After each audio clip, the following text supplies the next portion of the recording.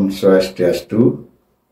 Semoga semuanya dimanapun berada, sampai jumpa lagi di Abinek Channel. Kali ini Abinek akan menuturkan babat leluhur Bali, sejarah leluhur Bali, yang bertemakan Adipati Bali yang kelima, yaitu Ide Dalam Pemahyun alias Ide Dalam Bekung. Setelah ayahnya Ide Dalam Buaturenggong mangkat atau wafat pada tahun 1550 Masehi, maka berselang setahun kemudian diangkatlah putra sulung beliau sebagai Adipati Bali yang kelima, yang bernama Idewa Pemahyun, yang nantinya bergelar Ide Dalam Pemahyun alias Ide Dalam Bekung pada tahun 1551 Masehi. Ide Dalam Bekung memerintah dari tahun 1551 Masehi sampai dengan 1582 Masehi, hampir 31 tahun lamanya. Terkenal dengan julukan Ide Dalam Bekung sebab beliau ini tidak mempunyai putra. Sebenarnya beliau ini mempunyai beberapa istri. Istri pertamanya hanya menurunkan seorang putri yang bernama Sri Dewi Pemahyun, yang nantinya menikah dengan sepupunya yang bernama Idewa Anom Pemahyun, atau dari Ide Dalam Sugeneng, yang nantinya sebagai raja bergelar Ide Dalam Anom Pemahyun. Dari istrinya yang lain, Gusti Ayu Samantiga tidak mempunyai putra. Sistem pemerintahan daripada Ide Dalam Bekung ini masih sama seperti sistem pemerintahan ayahnya terdahulu. Jadi posisi-posisi penting, jabatan penting sebagai Patih Agung masih dipegang oleh Kiai Batanjero, putra dari Kiai Patandakan, yang merupakan cucu daripada Kiai Pangeran Nyohaye. Dan posisi lainnya sebagai patih Kiai Pinatih, ya, Kiai Abian Tubuh, keturunan Arya Kanluhan, keturunan putra Tan Kober, ya, putra Tan Mundur, putra Tan Kaur. Nah, itu semuanya masih sama seperti terdahulu. Anglura-anglura juga masih dijabat oleh keturunan pejabat-pejabat terdahulu. Benesi-benesi dijabat oleh keturunan Saptersi. Jadi tidak berubah sama sekali dengan sistem pemerintahan ayahnya terdahulu. Ide Dalam Bekung ini memerintah di usia yang sangat muda belia. Jadi sebenarnya beliau ini belum cukup umur untuk memerintah kerajaan. Sehingga beliau ini belum mempunyai pengalaman. Beliau tidak berpengalaman apa-apa tentang bagaimana cara menjalankan roda pemerintahan. Sehingga beliau ini dibantu oleh adiknya yang bernama Idewa Anom Segeneng sebagai Iwa Raja, yang nantinya bergelar Ide Dalam Anom Segeneng. Jadi sebagai wakil. Kemudian beliau ini juga dibantu oleh Dewan Pertimbangan. Dewan Pertimbangan ini jadi bertugas nanti memberikan nasihat-nasihat kepada raja, memberikan pertimbangan-pertimbangan, memberikan masukan-masukan tentang bagaimana menjalankan roda pemerintahan yang benar. Jadi Dewan Pertimbangan ini dipegang oleh kelima putra daripada Idewa Tegal Besung, yang bernama Idewa Gedong Arte, Idewa Anggungan, Idewa Nuse, Idewa Bangli, dan Idewa Pegedangan. Karena Ide Dalam Bekung ini memerintah belum berpengalaman, sehingga menimbulkan masalah-masalah di dalam kerajaannya di masa yang akan datang. Jadi apalagi Ide Dalam Bekung ini setelah mengambil istri yang bernama Gusti Samantiga, beliau ini menghabiskan waktu lama dengan istrinya ya, bercumbu rayu sehingga melalaikan tugasnya sebagai seorang raja. Hal ini menimbulkan banyak para pejabat kecewa dan tidak puas hati melihat kepemimpinan itu dalam bekum ini. Nah, sekarang tersebutlah paman beliau yang bernama Dewa Anggungan ini mempunyai ambisi ya untuk menggantikan beliau, punya ambisi untuk duduk ya, dalam sebagai raja di Gel-Gel ini. Nah, beliau ini Dewa Anggungan ini memanfaatkan kekecewaan dari Kiai Batanjeruk. Jadi Kiai Batanjeruk yang sudah kecewa dari dulu menghadap, tidak pernah bisa menghadap ya. Ini karena terus bercumbu rayu aja ini di dalam bekum dengan istrinya. Sehingga Kiai Batanjeruk pun kecewa ya. Nah, dengan kekecewaan ini dimanfaatkanlah oleh Dewa Anggungan. Sehingga Kiai Batanjeruk disarankan untuk melakukan pemberontakan, melakukan perlawanan ya, terhadap ide dalam bekum. Setelah itu Kiai Batanjeruk pun mau memberontak ya, dan memiliki tentu sedang menyusun rencana untuk memberontak. Nah, kemudian beliau pun bertingkah laku aneh terhadap raja ya, yang semula posisi raja itu di depan, Patih Agung di belakang, sekarang Patih Agungnya yang di depan, raja-raja kecilnya kemudian di belakang ya. Hal ini kemudian diketahui ya oleh Bagawanta kerajaan yang bernama Idedang Yang Astapake ya. Kemudian Idedang Yang Astapake menegur daripada Kiai Batanjeruk, janganlah berbuat seperti itu ya. Jadi posisi raja itu selalu di depan, janganlah seperti itu. Jadi diberi saran Kiai Batanjeruk ini. So, karena Idedang Yang Astapake ini sudah melihat gelagat-gelagat yang tidak baik ya dari Kiai Batanjeruk karena mau memberontak. Nasihat-nasihat yang diberikan oleh Bagawantanya ini, Idedang Yang Astapake, itu tidak digubris ya oleh Kiai Batanjeruk. Dia hanya mau melampiaskan ambisinya untuk memberontak. Dan kemudian Idedang Yang Astapake pun tidak enak di sana ya, akan terjadi kerusuhan besar sehingga beliau pun meninggalkan Gel-Gel, pergi ke desa Budekling. Dengan tidak adanya lagi di Gel-Gel Idedang Yang Astapake, benarlah terjadi pemberontakan itu. Jadi Kiai Batanjeruk yang dibantu bersama saudara-saudaranya ini melakukan pemberontakan ya.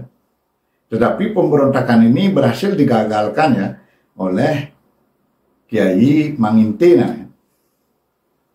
Sama-sama keturunan Arya Kepaksan ya. Jadi Kiai Manginte putra daripada Kiai Pangeran Asak ya. Jadi keturunan dari Arya Kepaksan ini berhasil menggagalkan dari pemberontakan Kiai Batanjeruk yang dibantu oleh Kiai Abian Tubuh ya. Dan akhirnya raja kecil yang sudah tertawan itu bisa dibebaskan kembali oleh Kiai Manginte ya, dan Kiai Abian Tubuh bersama patih-patih lainnya yang masih setia ya dengan raja di dalam bekum. Kemudian Kiai Batanjeruk ini merasa terdesak dalam pertempuran itu. Akhirnya melarikan diri ya dan dikejar oleh para prajurit dan akhirnya dapat dikejar dan Kiai Batanjeruk pun gugur dalam pertempuran itu. Nah, akhirnya pemberontakan beliau ini menemui kegagalan. Nah, sekarang Abine ceritakan sedikit tentang Kiai Batanjeruk ini yang sudah gugur itu mempunyai putra angkat. Jadi Kiai Batanjeruk ini tidak mempunyai putra ya. Nah, Kiai Batanjeruk mengangkat seorang putra yang merupakan putra dari saudaranya sendiri yang bernama Kiai Bebengan ya. putra dari Kiai Babangan yang bernama Gusti Wayan Oke. Kemudian melihat daripada kehebatan Jero gugur, sehingga istrinya yang bernama Gusti Ayu Singharsa itu melarikan diri bersama putra angkatnya Gusti Wayan Oke ke arah timur, yaitu ke Budekeling dulu pertama ya. Jadi ke tempat Ide Dang yang Astapake. Kemudian baru melanjutkan pergi ke kerajaan Karangasem. Kemudian Gusti Ayu Singharsa ini menghambakan diri kepada Raja Karangasem yang dulu dipegang oleh Idewe Karangasem atau Idewe Karangamla yang merupakan putra dari Ide Dalam Segening. Setelah menghamba di sini, akhirnya Idewe Karangasem atau Idewe Karangamla menikahi ini Gusti Ayu Singharsa. Nah, tapi Gusti Ayu Singharsa ini mau dinikahi dengan suatu syarat. Jadi supaya anak angkatnya ini kelak di kemudian hari menjadi penguasa di Karangasem. Jadi syarat ini pun diterima ya oleh Dewa Karangasem atau Dewa Karangamla. Ini yang nantinya Gusti Wayan Oke ini yang merupakan putra angkat Kiai Batanjero ya, yang diajak ke sana ini nanti menurunkan 6 orang putra. Nah, jadi salah satu putranya ini yang bernama Gusti Nyoman Karang ini yang diangkat sebagai penguasa Karangasem bersama dengan putra dari Dewa Karangasem yang bernama Dewa Batu Aye. Tetapi dalam perjalanan pemerintahannya Gusti Nyoman Karang ini lebih pintar sehingga Dewa Batu Aye mengalah. Dewa Batu Aye pun mengalah, memberikan kekuasaannya kepada Gusti Nyoman Karang. Nah, hingga sekarang di Karangasem diperintah oleh keturunan dari Kiai Batanjero.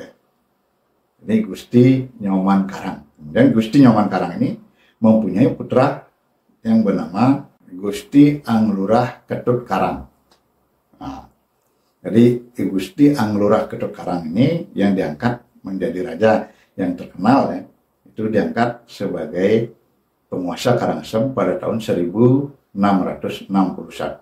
Masehi. Sekarang pemberontakan yang dilakukan oleh Kiai Batanjero yang gagal ya, yang kira-kira pada tahun 1556 ini sehingga membuat saudara-saudaranya ini yang ikut membantu itu sekarang pindah dari Gel-Gel ya, menuju suatu tempat yang aman. Ada yang pergi ke arah timur, masih di desa, masih di Klungkung, ya, misalnya ke desa Dawan, desa Gunakse, desa Pasinggahan, ya, ada juga ke Karangasem. Seperti Purasi di Karangasem, desa Purasi, ada Padang Kerde, dan ada ke Burun. Sedangkan ada keturunan Arya Kepaksan yang bernama Kiai Kloping, ya, itu pergi ke Subagan, kemudian pindah ke Telengah. Sekarang Abdi ini akan ceritakan kembali ya ke sana, ke Dewa Anggungan. Dewa Anggungan ini yang berambisi dulu, ya, berambisi dulu dalam menduduki pemerintahan sebagai raja. Ini akhirnya meminta maaf ya kepada Dalam Bekung karena masih bersaudara, ya, akhirnya diampuni, tetapi diputuskan ya, jadi kerabat kekeluargaannya dengan keempat saudaranya itu. Ya, dan beliau ini Dewa Anggungan, derajatnya itu diturunkan menjadi Sang Anggungan. Nah, kemudian disuruh pindah tinggal sekarang ke desa Purasi. Dan di desa Purasi terkenal dengan sebutan Empu Aji. Jadi empu artinya ngempu atau pernah membimbing raja. Aji itu raja. Jadi pernah ngempu raja, pernah membimbing, menasehati raja. Itu. Jadi terkenal Empu Haji yang keturunannya sekarang sudah menyebar di seluruh Bali. Sedangkan itu Kiai Pandai Basih yang dulu juga membantu ya saudaranya Kiai Batanjero, itu meminta pengampunan karena ya alasannya bagus, dia hanya ikut-ikutan ya, sehingga diampuni ya oleh dia dalam buku. Dan beliau ini masih tinggal di Gegel dan sebagai patih di sana ya, membantu pemerintahan di sana. Jadi Kiai Pandai Basih ini adalah putra dari Kiai Penyarikan Daud Baliagung. Kiai Penyarikan Daud Baliagung ini adalah putra dari Kiai Akah ya. Jadi keturunan Arya Kepakisang. Karena terjadi berbagai macam peristiwa ya di kerajaan Gel-Gel ini, karena kepemimpinan daripada yang kurang berpengalaman daripada di dalam Bekung ini. Terjadi juga pula huru hara ya yang dilakukan oleh Kiai Pandai Basih. Kiai Pandai Basih ini diceritakan mempunyai seorang pelayan cantik ya. Pelayannya cantik ini sudah berkeluarga atau sudah bersuami, tapi suaminya ini meninggal. Kemudian pelayannya ini disenangi oleh Kiai Tlabah ya. Kiai Tlabah ini keturunan dan Bencinga, bersaudara dengan Garbajata. Kemudian Kiai Tlabah ini sering apel istilahnya ya kepada pelayannya ini, dan kemudian makan berdua, kadang-kadang bersuapan. Nah, ini yang dilihat oleh Kiai Pandai Basih yang sehingga Kiai Pandai Basih ini cemburu yang melihat ini dan mengatur strategi bagaimana untuk menyingkirkan Kiai Tlabah ini. Kemudian Kiai Tlabah ini dia punya cincin ya yang hampir sama dengan pemberian daripada di dalam Bekung kepada istrinya Kiai Samantiga. Cincinnya Kiai Tlabah ini yang sama persis dengan cincin daripada istri di dalam Bekung. Dari Gusti Ayu Samantiga ya. Ini dipinjam oleh Kiai Pandai Basih. Kemudian ditunjukkan ini cincin ini kepada Ide Dalam Bekung, sehingga membuat Ide Dalam Bekung ini kaget dan berkata, di mana dapat nih Kiai? Jadi saya ini meminjam dari Kiai Tlabah. Nah, sehingga Ide Dalam Bekung ini mengira ya, karena cincinnya ini sama persis, mengira istrinya ini memberikan cincinnya itu kepada Kiai Tlabah ya, dan memperkirakan istrinya ini main selingkuh ya dengan Kiai Tlabah. Dengan demikian dia tidak mengkonfirmasi dulu kepada istrinya, sudah percaya itu pada Kiai Pandai Basih, sehingga Kiai Pandai Basih ini ditugaskan untuk menyingkirkan Kiai Tlabah ya. Nah, jadi Kiai Pandai Basih ini sekarang mengatur strategi untuk bagaimana diizinkan oleh di dalam Bekung dengan suatu syarat itu supaya menjaga kerahasiaan ya dari pembunuhan ini. Nah, jadi sehingga Kiai Pandai Basih pun mengatur siasat sedemikian. Kiai Pandai Basih menyuruh orang bayaran ya yang bernama Ki Capung. Kemudian Ki Capung ini lagi menyuruh orang ya. Dulu Kiai Tlabah yang berkuasa di Kute itu pernah menyiksa seorang pelaut yang tidak bersalah ya. Kemudian dibebaskan pelaut itu, sehingga pelaut itu masih mempunyai dendam. Nah, Ki Capung mencarilah si pelaut itu. Kemudian diupah pelaut itu untuk membunuh Kiai Tlabah. Nah, si pelaut itu pun mau dan melakukan pembunuhan itu, tetapi dalam pertarungan itu sama-sama gugur ya, pelaut dan Kiai Tlabah itu gugur. Tetapi upaya dari Ki Capung ini berhasil ya, sudah membunuh Kiai Tlabah, sehingga Kiai Capung ini menjadi sombong. Nah, jadi sombong hati, kemudian melaporkan kepada Kiai Pandai Basih. Kiai Pandai Basih sukses melaporkan kepada Ide Dalam Bekung ya. Kemudian Ki Capung ini pun bercerita ya tentu kepada istrinya, ceritakan ya bahwa upayanya berhasil ya, karena itu ya pada istrinya. Nah, sehingga dia sombong. Nah, suatu ketika Ki Capung ini mau menghadap raja ya, di malam hari, sehingga itu gapura kerajaan sudah tertutup. Jadi sudah ditutup ya. Kemudian beliau itu memanjat tembok. Jadi dalam memanjat tembok itu dikira ini oleh prajurit penjaga di sana, Ki Capung ini pencuri ya, sehingga Ki Capung ini ditombak dan meninggal. Nah, kemudian istrinya itu datang ke sana, ke tempat meninggal di gapura. Dan istrinya ini seperti kesurupan di sana dan mengucapkan hal-hal yang rahasia ya. Nah, beginilah karmamu, karena karmamu disuruh oleh Kiai Pandewasi ini untuk membunuh kamu, menyuruh orang yang bernama pelaut itu, sehingga kamu ini sekarang telan untuk karma semuanya. Akhirnya semua orang tahu ya, yang berada di pasar itu, hampir semua masyarakat Gelgel jadi tahu bahwa Kiai Pandewasi ini sebagai dalangnya. Ya, nah, dalam tersebut ini dibunuh ya oleh putranya yang istrinya daripada Ki Capung ini, dibunuh ya oleh Kiai Bisame namanya, dari putra daripada Kiai Pandewasi. Nah, setelah itu terdengarlah akhirnya kepada keponakan Kiai Tlabah. Jadi Kiai Tlabah ini bersaudara dengan Garbajata. Ya, Garbajata ini menurunkan yang bernama Dewa dan Bencingah. Nah, jadi tentu saja Dewa dan Bencingah ini mendengar pamannya dibunuh itu kan merasa dendam ya.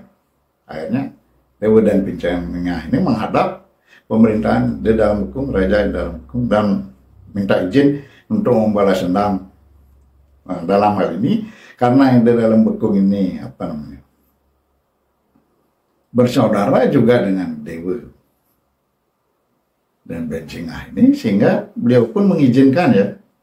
Padahal dulu itu beliau yang memberi restu kepada Kiai Pandewasi untuk menyingkirkan ya, dengan syarat dirahasiakan, menyingkirkan ini. Tapi sekarang beliau lagi mengizinkan Dewa dan Bencingah untuk membalas dendam dan menyingkirkan Kiai Pandewasi. Nah, akhirnya dalam hal ini, dalam balasan ini, Dewa dan Bencingah pun berhasil ya dalam membunuh Kiai Pandewasi. Kiai Pandewasi pun akhirnya terbunuh dalam hal itu ya. Sehingga Kiai Pandewasi pun sebelum bertempur itu pernah memberikan kutukan ya kepada dia dalam hukum, beginilah, dulu merestui aku, sekarang lagi merestui musuh. Nah itu, jadi dia dalam bekung ini tidak konsisten gitu ya. Jadi semoga dalam pemerintahannya selalu ada masalah, begitulah kutukan beliau itu. Nah, memang dalam peristiwa ini, dalam masa pemerintahan di dalam bekung ini, hampir pemerintahannya itu selalu ditimpa huru-hara. Jadi pemberontakan, huru-hara lainnya, dan masalah-masalah lainnya. Sehingga beliau itu merasa capek dan memberikan ini jabatannya ini kepada adiknya, sebab adiknya ini dirasa lebih pintar ya. Jadi ide Dewa Anom Segening yang bergelar nantinya ide dalam Segening. Sehingga beliau itu sekarang tinggal di Keraton Kapal. Ya, Keraton Kapal. Kemudian karena terus teringat ya akan musibah-musibah masa lalu, beliau itu tidak betah tinggal di Keraton Kapal. Akhirnya beliau pindah ke Desa Purasi. Di sana Desa Purasi membangun pura dalam.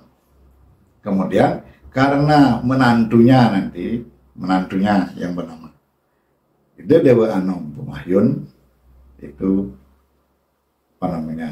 mengajak kembali ke Gelgel ya, mengajak lagi Ide dalam bekung ini untuk tinggal di Gelgel, dan akhirnya Ide dalam bekung pun tinggal di Gelgel lagi di Keraton Kapal, sekarang atas asuhan menantunya yang merupakan keponakannya sendiri, Ide dalam Anom Pumahyun nantinya.